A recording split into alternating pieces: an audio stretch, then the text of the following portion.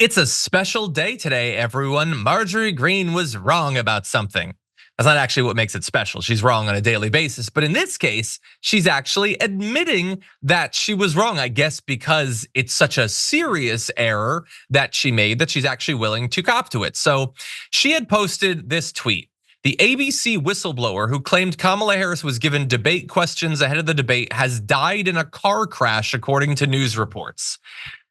Okay, so the idea here, and I need to catch up to this as much as I assume many of you do. So they believe that Kamala Harris so whooped the orange little tushy of Donald Trump that clearly she had to have an advantage. And that means, I guess, she had the questions. That's the only thing that could have explained how she beat Donald Trump, even though not a single question was asked that anyone couldn't have predicted would be. And Donald Trump shouting about dogs being eaten has nothing to do with not knowing the questions. So I don't even know how this would have explained the outcome. But Marjorie Greene is so stupid and so conspiratorial that she believes that someone gave the questions to Kamala Harris. Again, they're all the most obvious questions in the world. And then when a whistleblower said that it happened, ABC or the Kamala Harris campaign had them murdered. That's how the world works, I guess. Oh wait, no, that's not how the world works. That's made up. A storm is tearing up the digital media industry. Only our audience can save us in these difficult times. Help us reach our goal of 100,000 new members at tyt.com/team. The way the world works is some random fake news account posts something conspiratorial like this, the right jumps on it to make themselves temporarily feel better and spreads it without doing any fact checking.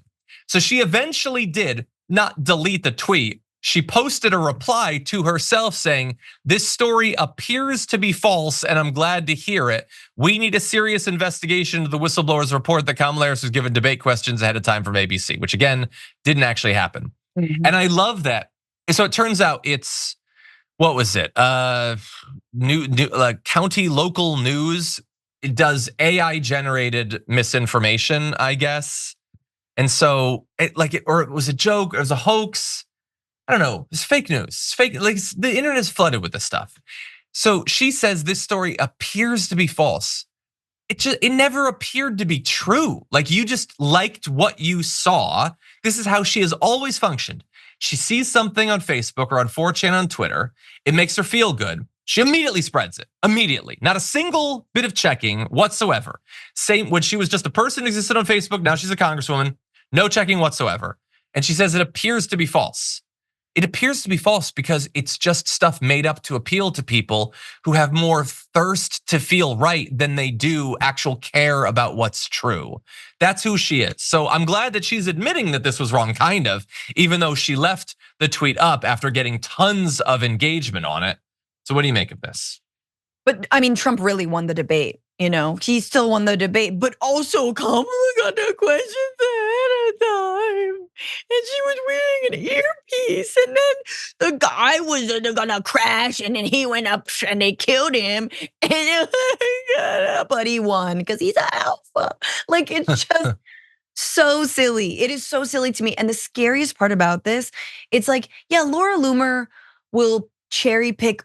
Her conspiracy theories are even more outlandish, whereas Marjorie Greene's have somewhat been like upcycled from the bowels of the internet, and that's why she's saying it.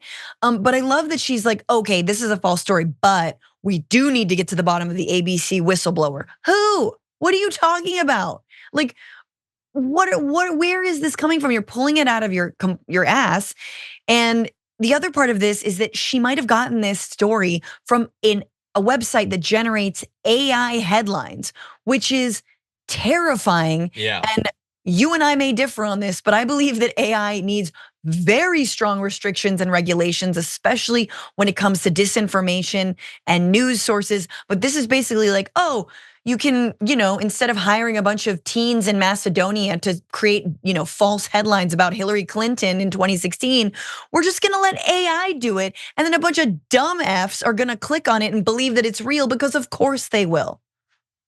No, I agree that there should be restrictions, definitely, especially when it affects politics. I 100% agree with that. Yeah, I hate it. I hate that it is now so if you want something to make yourself feel better about Donald Trump being an idiot who's easily provoked and all that, there's some AI headline that you can spread. And we don't get to have any expectations that a congresswoman would check something before posting it, any more than we can that the guy who owns the platform would literally once ever check something before reposting it. You don't get likes by finding out that something's fake. You get it by spreading it. And then usually never admit it.